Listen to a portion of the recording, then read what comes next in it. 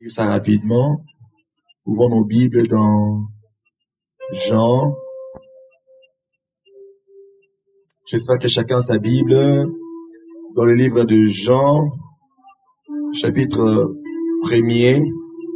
On va lire ça rapidement. Vous y êtes? Nous allons lire tous ensemble. Au commencement était la parole, et la parole était avec Dieu, et la parole était Dieu. Elle était au commencement avec Dieu. Toutes choses ont été faites par elle, et rien de ce qui a été fait n'a été fait sans elle. En elle était la vie, et la vie était la lumière des hommes. La lumière luit dans les ténèbres, et les ténèbres ne l'ont point reçue. Il lui un homme envoyé des dieux, son nom était Jean. Il vint pour servir de témoin, pour rendre témoignage à la lumière, afin que tous crussent par lui. Il n'était pas la lumière, mais il parut pour rendre témoignage à la lumière. Cette lumière était la véritable lumière qui, en venant dans le monde, éclaire tout homme. Elle était dans le monde, et le monde a été fait par elle, et le monde ne l'a point connue. Elle est venue chez les siens, et les siens ne l'ont point reçue. Mais à tous ceux qui l'ont reçue, à ceux qui croient en son nom, elle a donné le pouvoir de devenir enfants de Dieu, lesquels sont nés, non du sang, non de la volonté de la chair, ni de la volonté de l'homme, mais de la volonté de Dieu. Et la parole a été faite chair, et elle a habité parmi nous, pleine de grâce et de vérité, et nous avons contemplé sa gloire, une gloire comme la gloire du Fils unique venu du Père. Alléluia. La Bible dit, cette lumière était véritable, était la véritable lumière. La parole de Dieu, lorsqu'elle vient, elle éclaire tout homme. Ta vie peut être éclairée par la parole de Dieu. C'est pour cela, David a dit, ta parole est une lampe à mes pieds et une lumière sur mon sentier. Ta vie n'est pas éclairée sans Dieu. Sans la parole de Dieu, tu es dans les ténèbres. Sans la parole de Dieu, tu vis dans le noir. Sans la parole de Dieu, tu ne peux pas voir devant toi. Sans la parole de Dieu, tu ne peux pas voir ton avenir. C'est pour cela que tu te soucies. Il y a des ceux qui pleurent. Pourquoi? C'est parce qu'ils ne voient pas l'avenir. C'est parce qu'ils ne voient pas la lumière. C'est parce qu'ils n'ont pas l'espérance. C'est parce qu'il n'y a plus l'espoir. C'est parce qu'il n'y a pas de joie. Mais la parole de Dieu, lorsque tu reçois cette parole, la Bible dit à ceux qui l'ont reçue, la parole a donné le pouvoir de devenir enfant de Dieu. Lorsque tu reçois la parole de Dieu, tu deviens enfant de Dieu. Tu deviens enfant de Dieu, non pas par la volonté d'un homme. Tu deviens enfant de Dieu par sa propre volonté. Tu deviens enfant de Dieu par la volonté de Dieu. Et lorsque tu es enfant de Dieu, tu vas vivre ta vie comme étant un enfant de Dieu. Ça veut dire que ta vie sera éclairée. Il y aura de l'espoir pour toi. Il y aura toujours de l'espérance pour toi. Tu ne seras pas parmi ceux qui pleurent. Parce que tu as la parole. Tout a été créé par la parole. Et par cette parole, tu pourras créer ta destinée. Par ta parole, tu pourras créer ce dont tu as besoin. Tu pourras créer ta santé, ta force, ta joie. Tu peux créer par la parole de Dieu. Alléluia. Alléluia. C'est pour cela qu'il faut aimer la parole de Dieu. Un nouveau mois vient de commencer, le mois de juillet. C'est un nouveau mois. Ce mois n'a jamais existé. Je ne sais pas ce que tu as pu expérimenter durant les 6 mois passés ou durant toute ta vie. Qu'est-ce que tu as expérimenté? Je ne sais pas. Mais je sais que juillet est un nouveau mois. C'est un mois qui n'a pas existé. Juillet 2014, c'est un nouveau mois que Dieu crée pour toi. C'est l'opportunité pour toi de voir ce mois de juillet.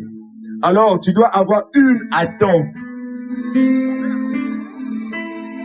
Tu dois avoir une attente. Qu'est-ce que tu veux que Dieu fasse pour toi durant ce mois de juillet? Tu dois avoir un cœur ouvert. Un cœur qui attend recevoir quelque chose de bien de la part de Dieu. Tu dois t'attendre à recevoir quelque chose de bien. S'il y a quelque chose qui a traîné dans ta vie, tu dois t'attendre à recevoir une bonne chose. Si tu étais malade, attends-toi à recevoir la guérison. Parce que la parole guérit. La parole de Jésus, il guérit. Attends-toi à la guérison. Attends-toi à la faveur. Attends-toi à la paix. Attends-toi à la joie. Amen. Notre cri de cœur, le cri du cœur pour le mois de juillet, tu vas dire à Dieu, Seigneur Jésus, que je fasse un pas sur ta parole. Que je fasse quoi? Un pas sur ta parole. Seigneur, que je fasse un pas sur ta parole. Tu vas dire, Seigneur, dites après moi, Seigneur, Seigneur, à haute voix, Seigneur, que je fasse un pas sur ta parole. Encore une fois, Seigneur, que je fasse un pas sur ta parole. Cela veut dire quoi? Tu dois être attentif à ce que Dieu va te demander de faire. Dieu n'est pas muet. Dieu parle. Dieu n'est pas un Dieu muet. Dieu n'est pas une statue. Dieu parle à ses enfants. Tu ne peux pas rester dans ta maison, dans votre parcelle, avec votre papa qui ne parle pas. Dieu, ton Père, il te parle. Il te parle par rapport à ce qui te concerne, par rapport aux problèmes de ta vie, par rapport à ta destinée, Dieu te parle. Par rapport à ta famille, par rapport à tes études, par rapport à ton travail, par rapport à tes projets, par rapport à tout ce que tu fais, Dieu te parle. Et tu dois être attentif à la parole de Dieu. Ouvrons dans Proverbe. Proverbe 4.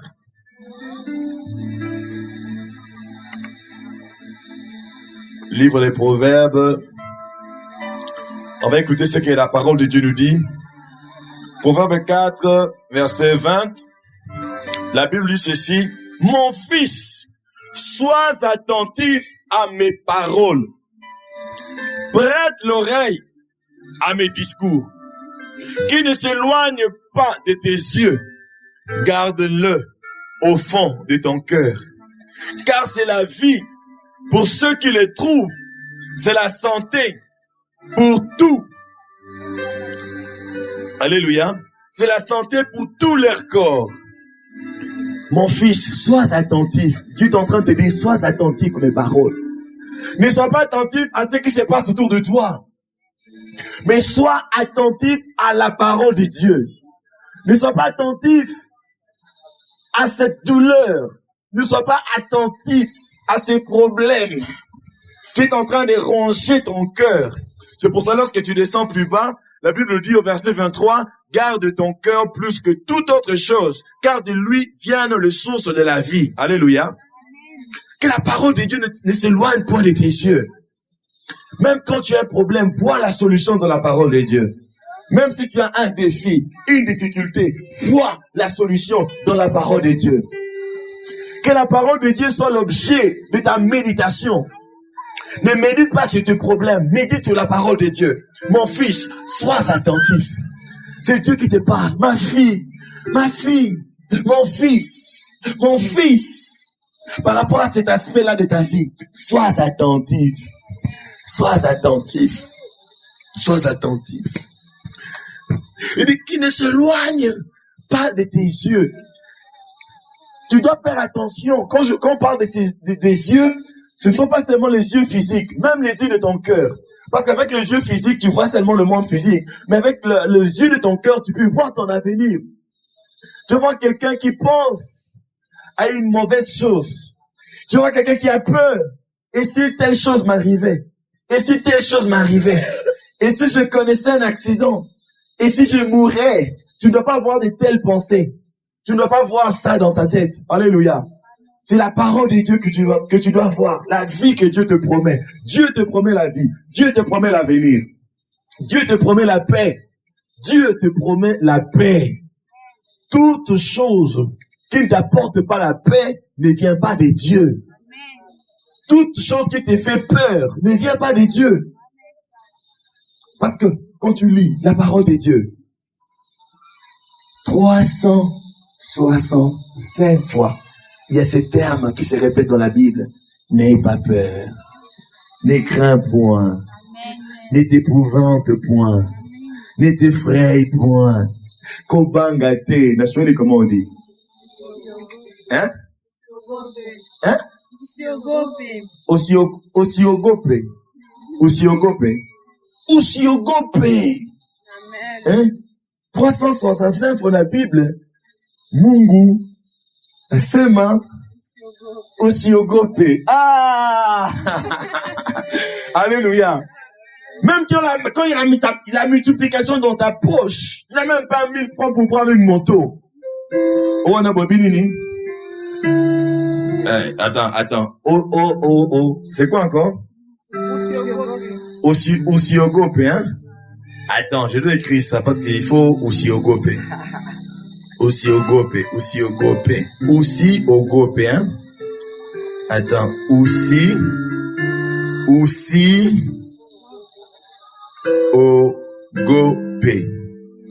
Ah. Osiogope. Même si tu n'as rien à manger, Osiogope. Alléluia. Même si tu manques de tout, Osiogope. Même si tu as mal quelque part dans ton corps, Osiogope. Même si tu n'as pas de père, tu n'as pas de mère, tu es orphelin, orpheline, Osiogope. Même si tu as des problèmes dans ta famille, Osiogope. Pour tes études, Osiogope.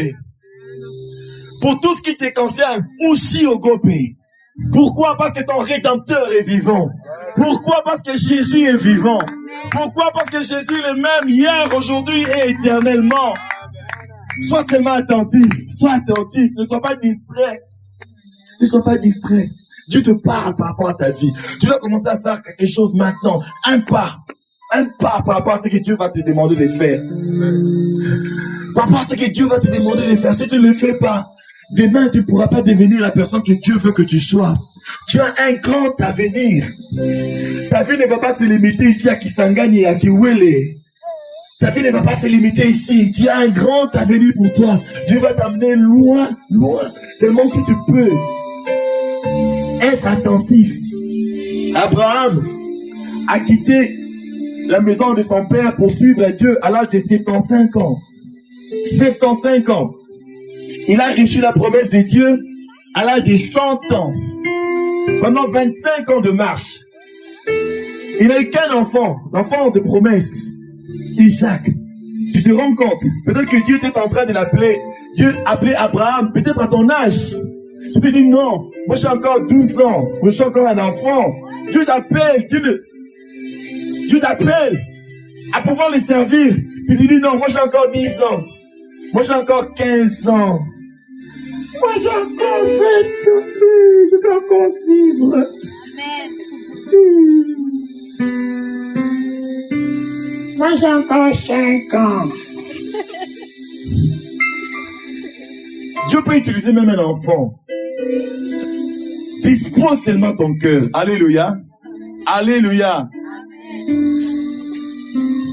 Moi j'ai 2 ans. Dieu peut utiliser même un enfant de 2 ans. Il y a un enfant, il doit être brésilien. J'ai oublié son nom. Il chante. Il enseigne. Il a commencé. Il n'avait pas encore 10 ans. Ouvre seulement ton cœur à Dieu. Alléluia. Amen. Alléluia. Amen. Alléluia. Amen. Si ta vie ne change pas, ce n'est pas la faute de Dieu. Ce n'est même pas la faute de ton pays. Ce n'est même pas la faute de tes parents. Ce n'est même pas la faute des sorciers. Les sorciers n'ont pas de pouvoir sur les enfants de Dieu. Ils font des grimaces. Ils n'ont pas de pouvoir. Même leur papa, leur maître, le diable, il est sous les pieds des enfants de Dieu. Lorsque tu es enfant de Dieu, l'ennemi est sous tes pieds. C'est-à-dire qu'il n'y a rien qui peut t'empêcher d'avancer si ce n'est pas toi-même. Alors si tu n'avances pas, c'est toi-même. Si tu échoues, c'est toi-même. Alors tu dois prendre la responsabilité de pouvoir être attentif à Dieu et faire ce que Dieu te demandera de faire. Alléluia. Aussi au Gopin, j'ai retenu ça, hein. J'ai pu oublier ça. Aussi au Gopin. Amen. Alors pour le mois de juillet, notre cri du cœur, je répète, Seigneur Jésus, que je fasse un pas sur ta parole. Seigneur Jésus, que je fasse un pas sur ta parole. Pendant tous ces mois, les dimanches prochains et les autres dimanches, nous allons voir les gens dans la Bible qui ont fait un pas et ceux qu'ils ont expérimenté. Alléluia. Alléluia. Rapidement, nous pouvons prendre l'exemple de Simon. Simon avait péché durant toute la nuit et n'avait rien attrapé. Rien attrapé. Alors ce jour-là, le Seigneur Jésus était en train d'enseigner. Et la Bible dit, c'est dans Luc 5, hein, commençons à partir du premier verset. La Bible dit que la foule s'empressait. Dans Luc 5, la foule s'empressait pour venir écouter la parole de Dieu. Alors, le Seigneur est monté sur la barque de Simon. Il a commencé à enseigner, il a enseigné, et lorsqu'il a fini d'enseigner, il a dit à Pierre de pouvoir avancer pour la pêche. On va lire ça rapidement.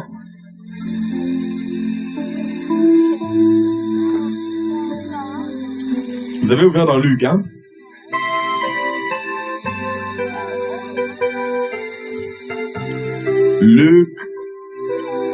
Luc chapitre 5. On va s'arrêter ici, hein? Ça va? On va s'arrêter ici, on va prier un peu. Je sais pas que le dimanche prochain, on sera là plus tôt. Je vais commencer à partir du verset 1er. Comme Jésus s'est trouvé auprès du lac de Génézareth, et que la foule se pressait autour de lui pour entendre la parole de Dieu, il vit au bord du lac 2 barques, d'où les pêcheurs étaient descendus pour laver leurs filets.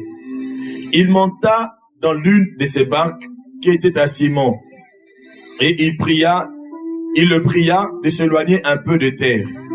Puis il s'assit et de la barque il enseignait la foule. Lorsqu'il eut cessé de parler, il dit à Simon, avance en plein eau et jetez vos filets pour pêcher.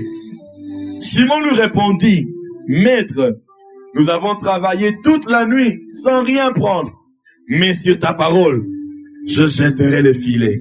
Mais sur ta parole, je jetterai les filets. L'ayant jeté, ils prirent une grande quantité de poissons et leurs filets se rompaient. Ils firent signe à leurs compagnons qui étaient dans l'autre barque de venir les aider.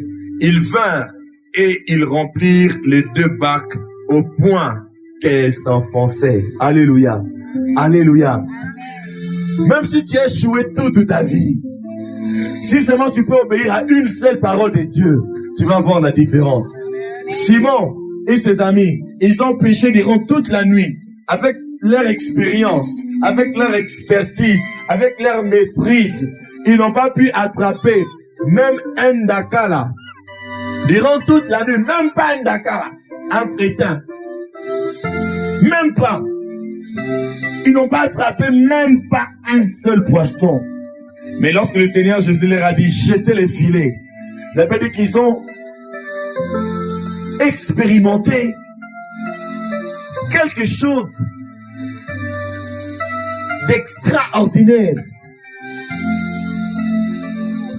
Ils ont attrapé une très grande quantité de poissons.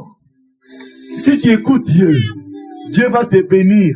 Tu vas manquer de place pour mettre ses bénédictions au nom de Jésus. Je dis ceci, si tu obéis seulement à Dieu, de la manière dont Dieu va te bénir, tu vas manquer de place pour mettre ses bénédictions. C'est la parole de Dieu pour toi. Dis Amen. Je répète, si seulement tu peux obéir à Dieu et faire ce qu'il est en train de te demander de faire. C'est ça que Dieu demande à quelqu'un de faire quelque chose. C'est que Dieu te demande de le faire. Si tu le fais, tu verras comment tu seras béni. Alléluia. Et n'oublie pas, Dieu ne va pas te bénir pour toi-même. Dieu va te bénir pour faire de toi aussi une bénédiction. Ne sois pas égoïste. Alléluia. Dieu, je répète, Dieu ne va pas te bénir que pour toi-même. Dieu te bénira pour que tu sois une bénédiction pour ta famille, pour que tu sois une bénédiction pour ceux qui sont autour de toi. Ne pense pas qu'à toi-même. Pense au monde. Pense à tout le monde. Pense à donner aux autres. Et tu verras ce que Dieu fera pour toi. Sur ta parole, je jetterai les filets. Sur ta parole, je ferai un pas. Sur ta parole, on va se mettre debout. Tu vas commencer à prier pour ta vie. Prie pour ta vie. Prie pour ta vie. Prie pour ta vie. Prie pour ta vie. Seigneur, ouvre mes oreilles spirituelles. Que je t'entende lorsque tu me parles. Demande à Dieu d'ouvrir les yeux de ton cœur, les oreilles de ton cœur. Lorsqu'il va commencer à te parler, que tu puisses écouter. Prie pour ta vie. Prie pour ta vie. Prie pour ta vie.